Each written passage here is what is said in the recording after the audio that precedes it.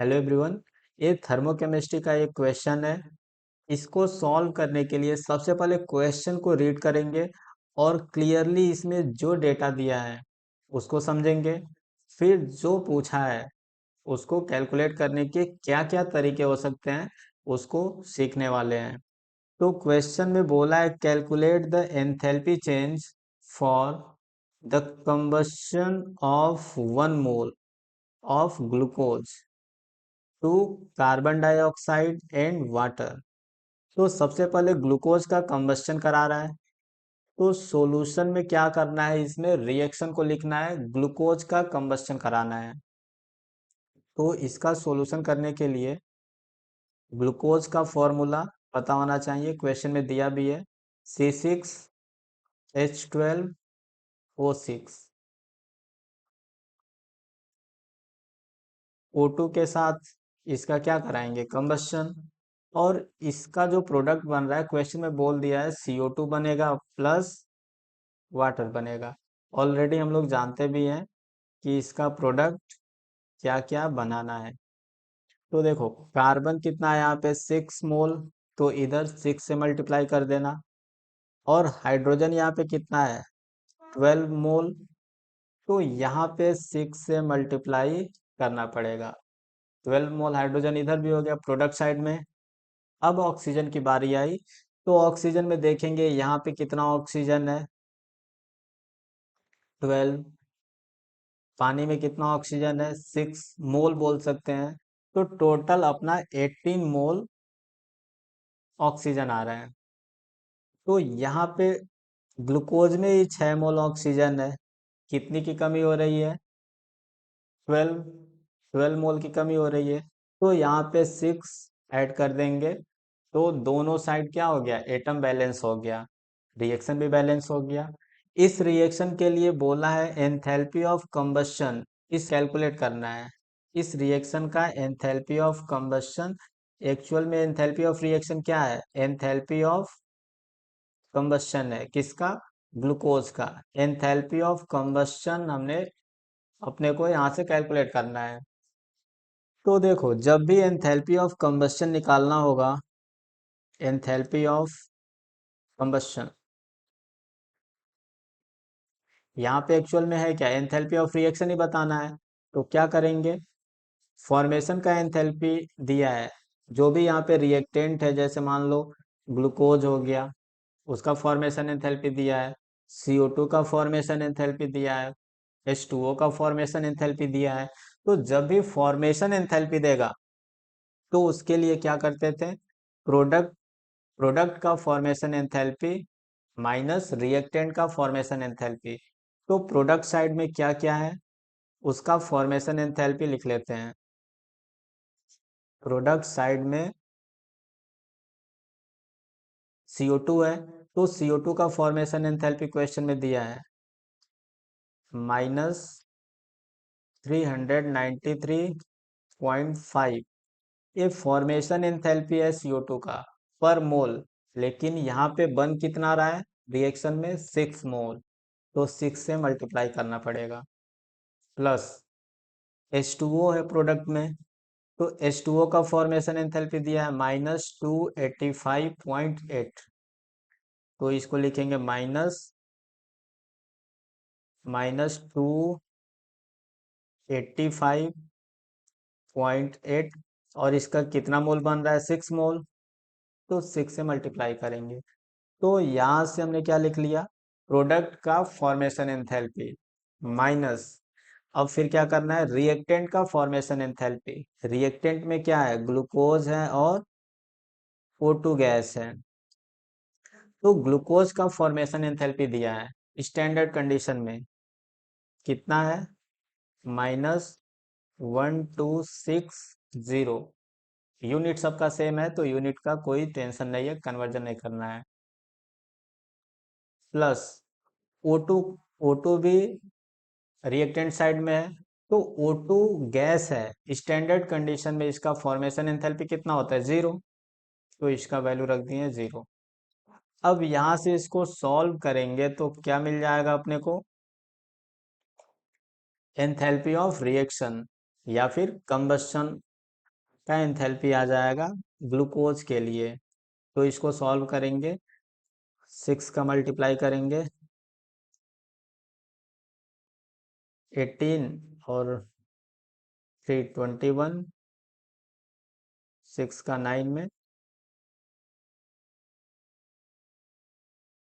5 और 6 का 3 में 36, 18 और 18, 18 5 23। इसको मल्टीप्लाई करने पे इतना आ गया। -6 का मल्टीप्लाई करेंगे इसमें तो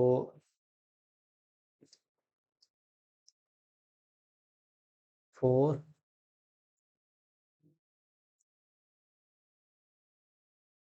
48, 3 ऐड करेंगे तो 51 और 12 में 5 ऐड करेंगे तो 17। यहाँ से ये मल्टीप्लाई करने पे नंबर आया +1260। अब ये माइनस वाले को ऐड कर लेंगे तो यहाँ से क्या आएगा 8, 6 और 4 ऐड होगा तो 5, 6, 6 1 7, 3 + 7 10 और 2 + 1 3 और एक और ऐड कर लेंगे -4। ये कैलकुलेशन देख लेना, कैलकुलेशन मिस्टेक हो सकता है, उसमें कोई बड़ी बात नहीं है। फिर इसको सॉल्व करेंगे तो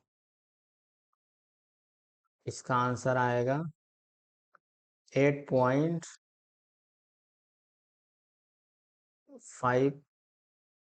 5 है यहाँ पे, तो 5 और यहाँ से 7 है, 7 से 6 सब्ट्रैक्ट होगा तो 1, यहाँ पे 0 2, 10 से 2 सब्ट्रैक्ट करेंगे तो 8 आ गया, यहाँ पे 3 से 1 सब्ट्रैक्ट करेंगे तो 2 आएगा। किलो किसमें किलो जूल पर मोल। तो यहाँ से enthalpy of combustion of glucose आ गया C6H12O6, सॉलिड स्टेट में है। तो यहाँ से एंथैल्पी ऑफ कंबशन डायरेक्टली कैसे आ गया, क्योंकि क्वेश्चन में बोला ये 1 मोल का कंबशन हो रहा है, तो हमने यहाँ पे जो रिएक्शन लिखा 1 मोल के लिए लिखा, 1 मोल का कंप्लीट कंबशन हुआ, तो जो एंथैल्पी ऑफ रिएक्शन आया, ये जो है एंथैल्पी ऑफ रिएक्शन, वही क्या है एंथैल्पी ऑफ कंबशन है और स्टैंडर्ड कंडीशन है, तो यहाँ पे नोट लगा दो। स्टैंडर्ड कंडीशन में ही सब कुछ हो रहा है, यहाँ पे नोट लगा सकते हैं। इसको सॉल्व करने का एक और प्रोसेस है। मान लो ये हमें फॉर्मूला भूल गया कि प्रोडक्ट का enthalpy formation enthalpy minus reactant का एंथैल्पी फॉर्मेशन एंथैल्पी करना है, तो फिर क्या कर सकते हैं, सिंपली जो दिया है यहाँ पे, जैसे जैसे यहाँ पे किसका फॉर्मेशन एंथैल्पी दिया है ग्लूकोज का, तो इसके लिए रिएक्शन लिख सकते हैं। अल्टरनेट मेथड क्या है,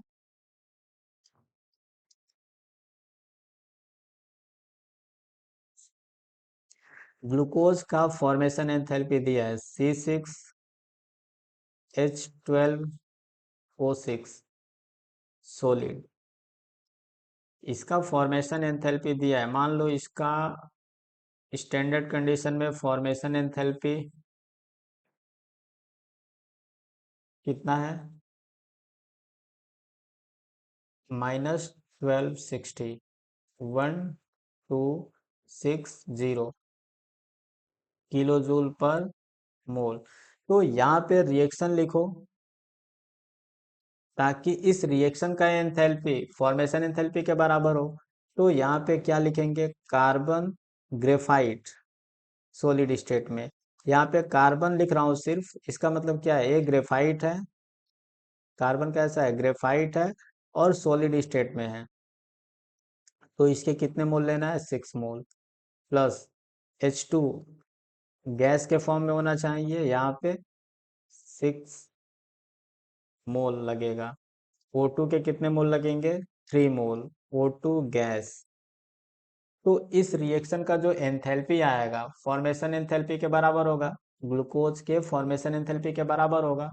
तो इसको मान लेते हैं इक्वेशन ए। सेकंड क्या दिया है? CO2 का फॉर्मेशन एंथैल्पी। तो CO2 का फॉर्मेशन एंथैल्पी दिया है, तो यहाँ पे CO2 का फॉर्मेशन का रिएक्शन लिखो। यहाँ पे कार्बन वही है ग्रेफाइट और सॉलिड स्टेट में, प्लस O2 गैस। तो यहाँ से जो एंथैल्पी ऑफ रिएक्शन आएगा, इसको ऐसा करते हैं कि 1 और 2 नंबरिंग दे देते हैं। जो फॉर्मेशन का एंथैल्पी है उसको 1 और 2 नंबरिंग दे देते हैं। जैसे यहाँ पे 1 बोल दिया, इसको 2 बोलते हैं। तो यहाँ पे इसका स्टैंडर्ड कंडीशन में फॉर्मेशन एंथैल्पी दिया है -393.5, -393.5 किलो जूल पर मोल।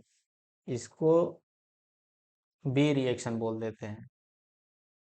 और थर्ड दिया है H2O का फॉर्मेशन एंथैल्पी।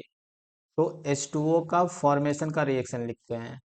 H2O लिक्विड, इसका फॉर्मेशन एंथैल्पी कैसे होगा? H2 gas plus half O2 gas. Element standard state में होने चाहिए। तो इस रिएक्शन का जो एंथैल्पी दिया है फॉर्मेशन एंथैल्पी, इसको H3 बोलते हैं। मान लेते हैं H3 है। तो इसका वैल्यू दिया है -285.8 किलो जूल पर मोल। इसको इक्वेशन सी बोल देते हैं। और जो क्वेश्चन में पूछा है वो पूछा है ग्लूकोज का कंबस्शन एंथैल्पी बताओ।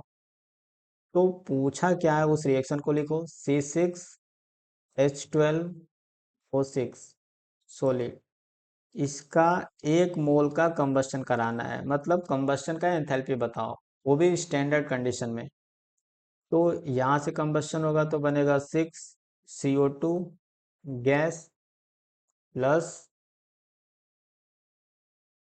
6 H2O लिक्विड।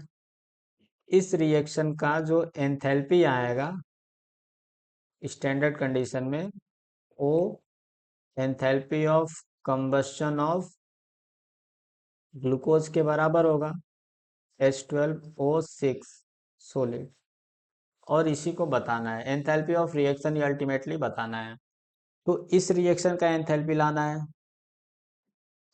समझे? अपना रिक्वायर्ड इक्वेशन ये है, रिक्वायर्ड इक्वेशन। तो देखो जो भी रिक्वायर्ड इक्वेशन है, किसी भी क्वेश्चन में जनरली क्या होगा, रिक्वायर्ड इक्वेशन होगा जिसका हमें एंथैल्पी पूछेगा, तो उसका रिएक्शन लिख लो। और कुछ दिया होगा एंथैल्पी ऑफ कंबस्शन या बॉन्ड एनर्जी या कुछ भी डेटा दिया होगा, इस क्वेश्चन में फॉर्मेशन एंथैल्पी दिया है, तो उस रिएक्शन को लिख लो। तो एक ऐसे हैं, एक गिवन रिएक्शन है, एक गिवन थे, और ये क्या है? रिक्वायर्ड। तो करना क्या होता है, अगर हमें कोई भी फॉर्मूला नहीं पता है तो जो रिक्वायर्ड रिएक्शन है उसको लिखो, और गिवन रिएक्शन से रिक्वायर्ड रिएक्शन लाने की कोशिश करते हैं। तो उस कोशिश को कैसे स्टार्ट करना है? तो सबसे पहले देखो जो रिक्वायर्ड इक्वेशन है उसके सभी एलिमेंट के पास जाओ। जैसे हम ग्लूकोज के पास गए, ग्लूकोज के पास, तो देखो ग्लूकोज गिवन रिएक्शन में किधर है? यहाँ पे है इक्वेशन ए में, यहाँ पे है ग्लूकोज। अगर ग्लूकोज सिर्फ एक ही इक्वेशन में है तब तो ये काम लायक है।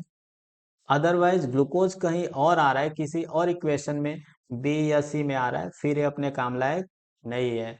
तो यहाँ पे जो ग्लूकोज है गिवन इक्वेशन में सिर्फ इक्वेशन ए में आ रहा है, मतलब ग्लूकोज क्या है? काम लायक है, इससे अपना काम बनेगा। फिर जो सेकेंड रिएक्टेंट है इसके पास जाओ, O2 के पास। फिर देखेंगे O2 कहाँ कहाँ आ रहा है। तो O2 आ रहा है सेकेंड इक्वेशन में भी आ रहा है और थर्ड इक्वेशन में भी आ रहा है। मीन्स O2 अपने काम लायक नहीं है, तो O2 से अपना कुछ कंक्लूजन नहीं आने वाला है। फिर क्या करेंगे, प्रोडक्ट में जाओ, एक एक के पास, CO2 के पास जाओ। CO2 गिवन इक्वेशन में कहाँ पे आ रहा है, देखो सिर्फ इक्वेशन नंबर 2 में आ रहा है। CO2 कहाँ पे आ रहा है, सिर्फ इक्वेशन नंबर 2 में, ना तो मतलब 2 मतलब बी में, ना तो ए में आ रहा है ना ही सी में आ रहा है। तो फिर क्या करेंगे, CO2 अपने काम लायक है, समझे, CO2 से कुछ हम कंक्लूजन निकालेंगे। फिर क्या करेंगे, H2O के पास जाएंगे। H2O को देखो क्या इक्वेशन है जहाँ पे H2O दिखाई दे रहा है, कोई इक्वेशन है, तो H2O इक्वेशन थर्ड में आ रहा है, और सिर्फ थर्ड में ही आ रहा है, एक ही जगह आ रहा है, दो जगह नहीं नजर आ रहा है, सिर्फ एक ही इक्वेशन में है, और वो इक्वेशन है सी। मीन्स H2O भी काम लायक है। इससे भी हम कंक्लूड करने में, आंसर निकालने में हेल्प लेने वाले हैं। तो देखो, जो रिएक्टेंट या प्रोडक्ट सिर्फ एक ही इक्वेशन में आएगा, गिवन इक्वेशन में देखेंगे सिर्फ एक ही इक्वेशन में आएगा, उसको लेकर सबसे पहले अपना क्वेश्चन सॉल्व करने का जो प्रोसेस है उसको लेके आगे बढ़ेंगे। जैसे यहाँ पे देखो ग्लूकोज यहाँ पे दिख रहा है, तो ग्लूकोज के लिए हमें चाहिए किधर, रिक्वायर्ड इक्वेशन में किधर है, लेफ्ट साइड चाहिए, ये ना ग्लूकोज है, और गिवन इक्वेशन में कहाँ पे है, राइट साइड। तो यहाँ पे देखो जो भी मैथमेटिकल ऑपरेशन होता है, किसी नंबर से मल्टीप्लाई करना, या रिएक्शन को रिवर्स कर देना, या फिर दो इक्वेशन को ऐड कर देना, मैथमेटिकल ऑपरेशन हम इस पे लगा सकते हैं। सिर्फ ऐसा नहीं करेंगे कि दो इक्वेशन को डिवाइड कर दिए, नहीं, डिवाइड नहीं करेंगे, या तो ऐड कर सकते हैं, सब्ट्रैक्ट कर सकते हैं, या किसी नंबर से डिवाइड कर सकते हैं, जस्ट लाइक मैथमेटिकल ऑपरेशन। और जो ये रिएक्शन में हम अप्लाई करेंगे जो मैथमेटिकल ऑपरेशन, सेम वही मैथमेटिकल ऑपरेशन एंथैल्पी में भी, एंथैल्पी चेंज में भी अप्लाई करना है। बस कंसेप्ट यही है कि जो मैथमेटिकल ऑपरेशन हम रिएक्शन में अप्लाई करेंगे, as it is same mathematical operation enthalpy में भी अप्लाई करना है। तो शुरू करते हैं।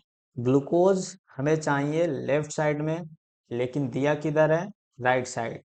तो रिएक्शन को रिवर्स कर देंगे, रिएक्शन को रिवर्स करेंगे, मीन्स इक्वेशन 1 जो है, इक्वेशन ए वाला, उसको क्या करना पड़ेगा, माइनस ए। इक्वेशन ए को क्या करना पड़ेगा, माइनस करना पड़ेगा, रिवर्स करना पड़ेगा। फिर O2 से तो कुछ काम होने वाला नहीं है, फिर CO2 के पास आओ। CO2 किधर है, चाहिए किधर, राइट साइड, और जो इक्वेशन गिवन है उसमें भी राइट साइड है, तब तो कुछ नहीं करना है, यहाँ पे माइनस से मल्टीप्लाई नहीं करना है, मतलब राइट साइड चाहिए भी और राइट साइड दिया भी है।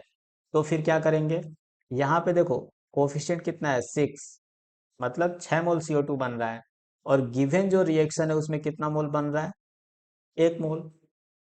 तो हमें क्या करना है, जो इक्वेशन दी है उसको 6 से मल्टीप्लाई कर देना है, simply 6 times of equation B कर देंगे। फिर H2O के पास आओ, पानी के पास। तो H2O हमें चाहिए राइट साइड, राइट साइड, और इक्वेशन सी में दिया भी है राइट साइड, लेकिन चाहिए हमें 6 मोल H2O, और गिवन इक्वेशन किसके लिए है, 1 मोल के लिए। तो क्या करना पड़ेगा, 6 टाइम्स ऑफ इक्वेशन सी करना पड़ेगा। अगर ऐसा हम कर देते हैं तो जो हमें रिक्वायर्ड इक्वेशन है वो मिल जाएगा। तो यहाँ पे जो ऑपरेशन हम रिएक्शन पे अप्लाई करेंगे, एज इट इज वही ऑपरेशन एंथैल्पी पे भी अप्लाई करना है। इसके मतलब minus delta H1 not plus 6 times of delta H2 not plus 6 times of delta S3 not का वैल्यू रखेंगे, तो यहाँ से अपना आंसर आ जाएगा, और आंसर सेम आएगा जो इससे पहले हम लोग कैलकुलेट किए थे, -28। यहाँ पे वैल्यू रखेंगे तो -28, 15.8 किलो जूल पर मोल यहाँ से कैलकुलेट करने पे आ जाएगा वैल्यू।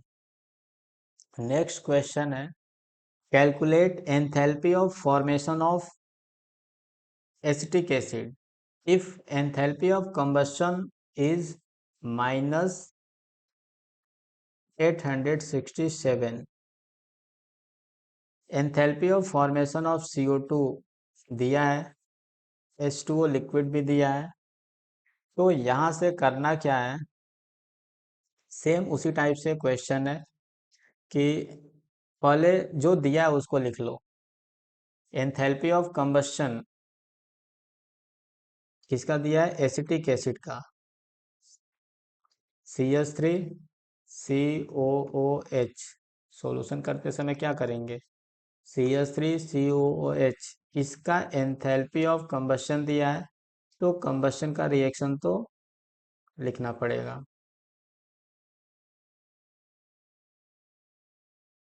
इसका कंबस्शन होगा तो क्या बनने वाला है, 2CO2 गैस प्लस H2O कितना बनेगा, 2 मोल H2O। ऑक्सीजन की रिक्वायरमेंट कितना होगा, यहाँ पे 4+2, यहाँ पे 6 मोल ऑक्सीजन है, इधर कितना है 2 मोल, यहाँ पे 2 से मल्टीप्लाई कर देंगे तो 6 मोल प्रोडक्ट साइड में भी हो गया। तो यहाँ से इस रिएक्शन का एंथैल्पी दिया है, एंथैल्पी दिया है इस रिएक्शन का -867, यूनिट है किलो जूल पर मोल। दूसरा बोल रहा है कि enthalpy of formation of CO2, CO2 का भी फॉर्मेशन एंथैल्पी दिया है। ये तो एसिटिक एसिड का कंबशन एंथैल्पी दिया था, और ये दिया है CO2 गैस का फॉर्मेशन एंथैल्पी, मतलब कार्बन, एक ग्रेफाइट कार्बन है, ग्रेफाइट और सॉलिड स्टेट में कार्बन प्लस O2 गैस, तो CO2 का फॉर्मेशन एंथैल्पी दिया है यहाँ पे H2 is equal to -3, 93.5 kilo joule per mole, और H2O का फॉर्मेशन एंथैल्पी भी दिया है, H2O लिक्विड। तो इसका फॉर्मेशन का रिएक्शन लिखते हैं, हाफ O2 गैस। तो इसका एंथैल्पी क्वेश्चन में बोल रहा है -285.8 किलो जूल पर मोल है। अब बताना क्या है, क्वेश्चन में बोला calculate enthalpy of formation of acetic acid, acetic acid का फॉर्मेशन एंथैल्पी बताना है। तो एसिटिक एसिड का फॉर्मेशन का रिएक्शन तो लिखो, CH3 COOH, इसका हमें फॉर्मेशन एंथैल्पी बताना है, तो इसका क्या करेंगे, फॉर्मेशन का रिएक्शन लिखेंगे। तो कार्बन हमें ग्रेफाइट और सॉलिड स्टेट में लेना है, कार्बन का 2 मोल लेना है, हाइड्रोजन का यहाँ से H2 गैस जो है, H2 गैस का भी 2 मोल लगेगा, और O2 गैस का 1 मोल ही लगेगा। तो ये जो फॉर्मेशन, यहाँ पे जो एंथैल्पी ऑफ रिएक्शन आएगा वो किसके बराबर होगा, enthalpy of formation of acetic acid. और यहाँ पे कुछ बात नहीं कर रहा है कि कंडीशन कैसा है, स्टैंडर्ड कंडीशन है कि नहीं। तो अगर ऐसा कुछ बात नहीं करे तो हम जनरली क्या लेके चलेंगे, स्टैंडर्ड कंडीशन ही लेके चलेंगे। तो यहाँ पे सब जगह नोट लगा भी सकते हैं, ऐसे भी क्वेश्चन कर लेंगे, कोई दिक्कत नहीं है। अगर अदरवाइज कोई पूछे तो स्टैंडर्ड कंडीशन में इस क्वेश्चन को सॉल्व करना है। तो इस रिएक्शन का ये जो रिएक्शन है, यही तो रिक्वायर्ड रिएक्शन है, रिक्वायर्ड रिएक्शन। और जो गिवन रिएक्शन है सब गिवन है, गिवन रिएक्शन है।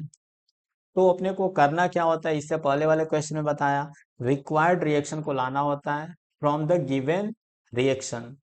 और तरीका क्या है इसमें, तरीका ऐसा है कि जो भी रिक्वायर्ड रिएक्शन में रिएक्टेंट प्रोडक्ट, सबके पास जाओ एक एक करके, और देखो अगर वो रिएक्टेंट या प्रोडक्ट का कोई भी स्पेसिस गिवन रिएक्शन में सिर्फ एक किसी रिएक्शन में अपियर होगा तो वो काम लायक है।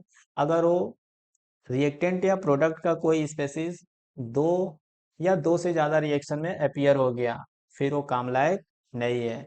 तो यहाँ से क्या करना है, सबसे पहले चलते हैं कार्बन के पास। कार्बन कार्बन कहाँ कहाँ अपियर हो रहा है, सिर्फ सेकेंड रिएक्शन में। इसको बोल देते हैं फर्स्ट रिएक्शन। यहाँ पे पहले वाले को बोल देते हैं फर्स्ट, और दूसरे वाले को सेकेंड रिएक्शन, और तीसरे वाले को थर्ड रिएक्शन। तो कार्बन जो है कहाँ पे अपीयर हो रहा है, सिर्फ सेकेंड रिएक्शन में। तो कार्बन काम लायक है। और करेंगे क्या इसमें, हमें चाहिए किधर, लेफ्ट साइड में, और दिया भी लेफ्ट साइड में है। चाहिए कितना, 2 मोल। एक कार्बन को कितना मोल चाहिए, 2 मोल, लेकिन दिया है 1 मोल के लिए। तो फिर क्या करेंगे, इक्वेशन 2 में 2 से मल्टीप्लाई करना है, प्लस H2 के पास चलो। H2 हाइड्रोजन, वो कहाँ कहाँ अपीयर हो रहा है, सिर्फ इक्वेशन थर्ड में अपीयर हो रहा है। हमें चाहिए कितना, 2 मोल। देखो 2H2O चाहिए, 2H2 चाहिए, दिया कितना है, 1 मोल H2 दिया है। तो थर्ड वाले रिएक्शन को भी क्या करना पड़ेगा, 2 से मल्टीप्लाई करना पड़ेगा।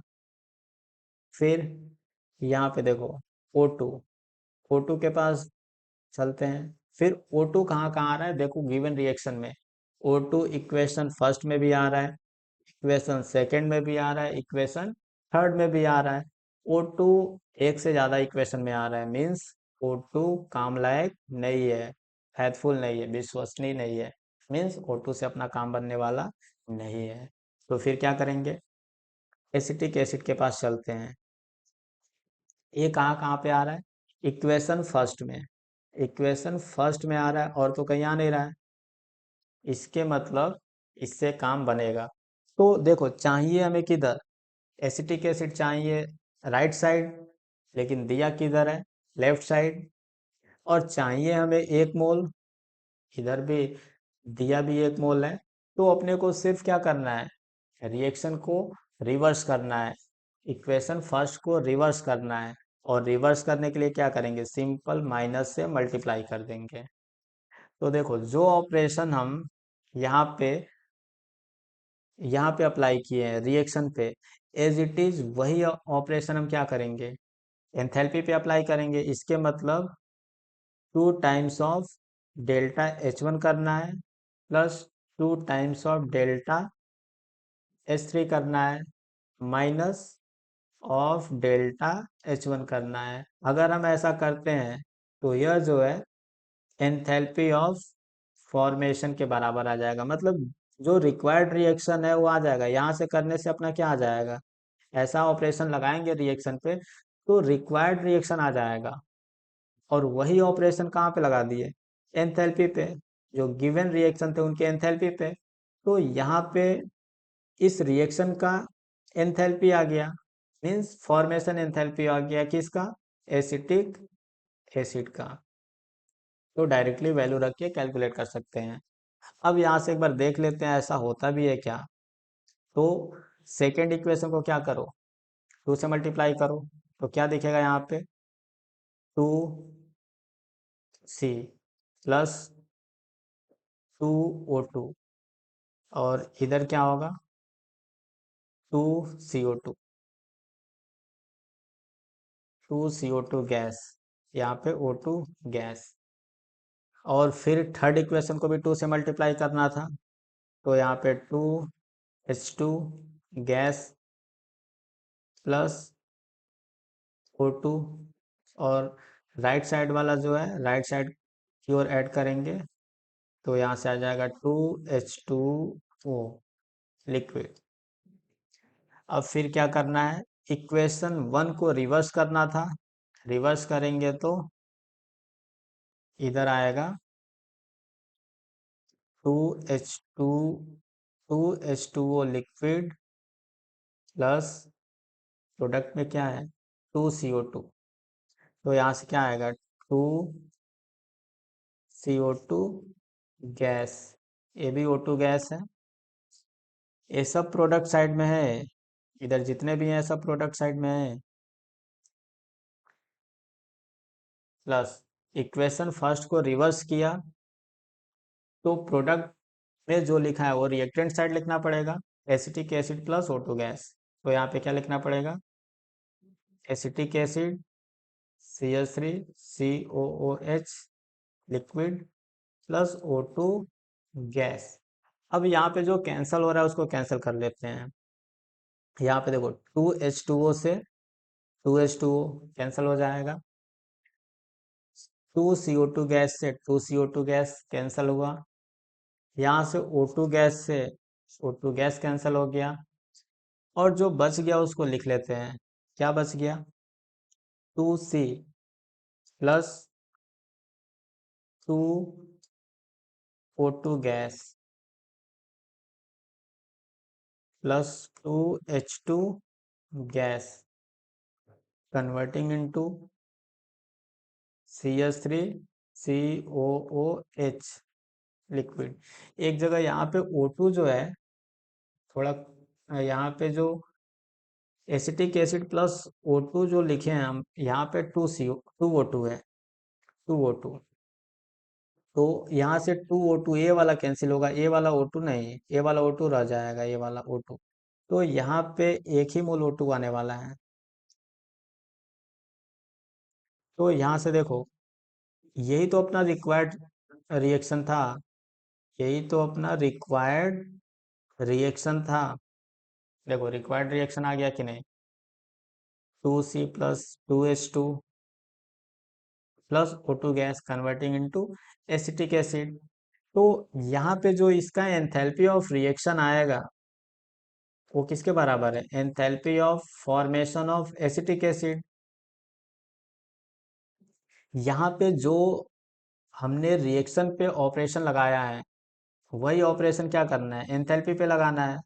तो यहाँ से एंथैल्पी ऑफ फॉर्मेशन क्या हो जाएगा, 2 times of delta H2 plus 2 times of delta H3 minus delta H1। अब यहाँ पे सिंपली वैल्यू पुट कर देना है, इसमें भी यहाँ पे 2 टाइम्स ऑफ डेल्टा H2 है। तो डेल्टा H2 का वैल्यू यहाँ से कितना है, -393.5, -393.5। इसका हमें लेना है 2 times plus 2 times of delta H3, और उसका वैल्यू है -285.8 माइनस ऑफ डेल्टा H1 करना है, और डेल्टा H1 का वैल्यू है यहाँ पे -867।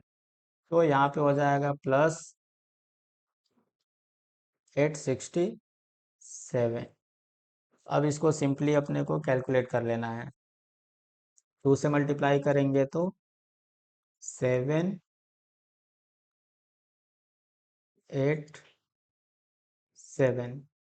यहाँ पे माइनस में आ गया, -6.175